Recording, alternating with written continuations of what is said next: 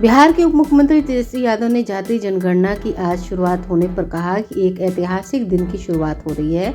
आपको तो मालूम ही होगा कि यह हमारी मांग पहले से ही रही है। लालू प्रसाद यादव जातीय जनगणना के पक्ष में हमेशा मांग करते रहते थे। इसके लिए हम लोगों ने सड़क पर भी उतरने का काम किया था। अब यूपीए सरकार ने भी जातीय जनगणना कराई थी, लेकिन एनडीए के लोगों ने इसे करप्ट फाइल बताया था। जब हम नेता विरोधी थे तो विधानसभा में हमने इसकी मांग की थी। तब बिहार के मुख्यमंत्री नीतीश कुमार ने भी हमारा साथ दिया था। हम प्रधानमंत्री से मिलकर जातीय जनगणना के पूरे देश में कराने की मांग की थी। आप तो जानते ही हैं कि भाजपा गरीब विरोधी है। यह नहीं चाहती है कि जातीय जनगणना हो। वह कभी नहीं चाहते हैं कि लोगों के पास सही आंकड़े पेश हों। इसमें सबसे ज़्यादा गरीब लोगों को फायदा होगा और जानकारी इकट्ठा की जाएगी कि किस तरीके से कितने किस जाति के लोग हैं और कितने गरीब रेखा से नीचे हैं।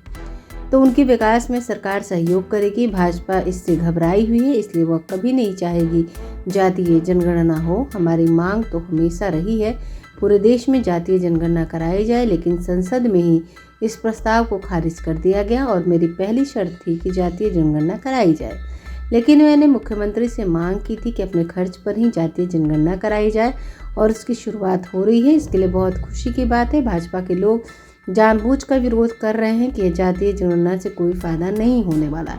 बहुत ही ऐतिहासिक काम की शुरुआत आज होने जा रही है और आप लोग तो जान ही रहे, इसका निर्णय जो है बहुत पहले हो गया था और हम लोगों का आदरणीय लालू जी का ये पहले से ही मांग रहा है, जिसको लेकर के हम लोग सड़क पर भी उतरे थे। और लालू जी के रहते हुए यूपीए की सरकार ने, मनमोहन जी की सरकार ने ये कराया भी था। कास्ट बेस सर्वे जो सेंसस जो है वो कराया गया था, उसमें सारी चीज़ें थी, लेकिन बाद में भाजपा के लोगों ने इसको डेटा को करप्ट बता दिया। उसके बाद से हम लोग, आप लोगों ने देखा होगा विधानसभा में भी जब हम नेता विरोधी दल थे तो हमने प्रस्ताव रखा था, प्रधानमंत्री जी से भी मिलके आए थे। उस समय माननीय मुख्यमंत्री जी का भी हम लोगों को सहयोग मिला और हम लोग सब लोग मिल कर के आए और भारत सरकार से मांग कर रहे थे कि पूरे देश में जो है ये होना चाहिए। तो आप जान ही रहे हैं, भाजपा जो है गरीब विरोधी है। ये लोग नहीं चाहते थे कि जातीय जनगणना जो है वो पूरी कोशिश इन लोगों ने की कि किसी भी प्रकार से जो सही आंकड़े हैं लोगों के पास पेश ना हो सके। चाहे इनकी सरकार आई तो मनमोहन जी की सरकार वाली जो रिपोर्ट आई थी, सर्वे जो हुआ था सेंसस, उसको इन लोगों ने डेटा को करप्ट कर दिया। जब हम लोग गए तो भी आपने देखा होगा कि भाजपा कैसे मटी आ रही थी।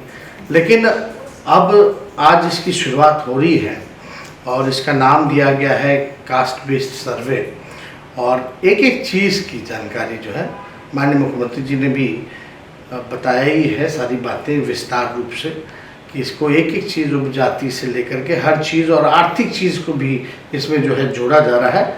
और इससे हम लोगों के पास सही साइंटिफिक डेटा होगा तो हम लोग उसी हिसाब से बजट का स्वरूप बनेगा, उसी हिसाब से कल्याणकारी योजनाएं बनेंगी। जो लोग आर्थिक रूप से कमज़ोर है, जो लोग गरीब है, कहाँ हमको कौन से सेक्शन को आगे लेकर चलना है, ये सारा आंकड़े जो है वो सबके सामने आ जाएंगे। कौन भूमिहीन है, कौन कचरा धोता है, कौन नाला साफ करता है, कौन जो है आप भीख मांगने का काम करता है, कौन एक कमरे में बसर करता है, कौन सा परिवार, ये सारे आंकड़े जो है हम लोगों के समक्ष आ जाएगा। और इसको लेकर के बीजेपी जो है बड़ी घबराई हुई है, डरी हुई है और ये लोग कतई नहीं चाहते थे कि ये कास्ट बेस्ड सर्वे जो हम लोग करा रहे ये हो, एकदम नहीं चाहता था। इससे बेवकूफ़ी वाली बात है, उन लोगों को कुछ समझ में आता है नहीं, कुछ भी बोलना है, विरोध करना है तो वो करते रहते हैं। साइंटिफिक डाटा क्यों नहीं होना चाहिए किसी के पास? हमारे राज्य के लोगों की क्या स्थिति है, क्या हमें नहीं पता होना चाहिए? कौन गरीब है, कौन भूमिहीन है, कौन कचरा धोता है, कौन ठेला धोता है, कौन नाला साफ करता है, कौन से समाज की दयनीय स्थिति है, कौन पिछड़ा है, कौन गरीब है, ये पता नहीं होना चाहिए। जब पता ही नहीं होगा तो आप कौन सी दिशा में काम कीजिएगा? तो डेटा तो हमेशा से फायदा करता है, लाभकारी होता है। इतना तो कॉमन सेंस भाजपा के लोगों को होना चाहिए। तो ये लोग तो पिछड़ा विरोधी, दलित विरोधी, इन लोगों की गरीब विरोधी मानसिकता है ही शुरू से। दिक्कत ये लोग नहीं चाहते हैं। दिक्कत ये लगता है बीजेपी को कि भाई गरीब लोगों का उत्थान हो जाएगा, मुख्य धारा में जो अंतिम पैदान पर समाज जो है मुख्य धारा में आ जाएगा, उनके लिए कल्याणकारी योजना शुरू हो जाएगी।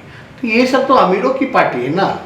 अगर आपने अभी तक हमारे चैनल को सब्सक्राइब नहीं किया है तो हमारे चैनल को जल्द से जल्द सब्सक्राइब करें, लाइक करें, शेयर करें और कमेंट करें। क्या आप पत्रकारिता के क्षेत्र में अपना कैरियर बनाना चाहते हैं?